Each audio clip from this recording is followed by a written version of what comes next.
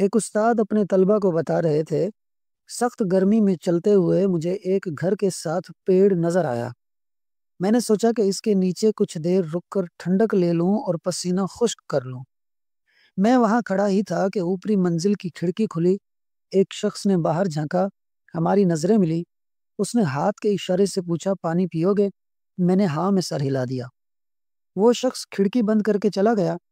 میں نے سوچا کتنا اچھا انسان ہے، اس شدید گرمی میں بھی دوسروں کا احساس رکھتا ہے۔ میں انتظار کرنے لگا۔ 2 منٹ، 4 منٹ، 7 منٹ گزر گئے۔ پھر میرے دل میں خیال آیا، کتنا گھٹیا انسان ہے، مجھے امید دلا کر خود کہیں سو گیا۔ اچانک گھر کا دروازہ کھلا۔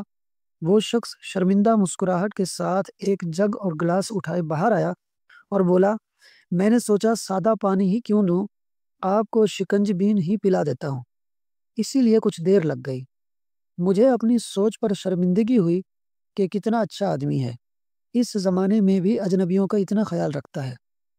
اس نے مجھے گلاس تھمایا۔ میں نے پہلا گھونٹ بھرا تو محسوس ہوا کہ شربت پھیکا ہے۔ میرے دل میں فوراً خیال آیا، کتنا بیوقوف آدمی ہے، شکنج بین بھی کوئی پھیکی بناتا ہے۔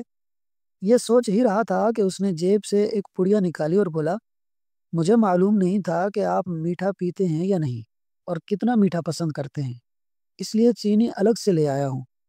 مجھے ایک بار پھر اپنی سوچ بدلنی پڑی۔ دوستو، ہم دنیا اور اپنے آس پاس کے لوگوں اور واقعات کی اچھائی یا برائی اپنی سوچ کے مطابق طے کرتے ہیں۔ ہمارا دماغ بہت جلد باز ہے اور یہی جلد بازی اکثر ہمیں شرمندہ کراتی ہے۔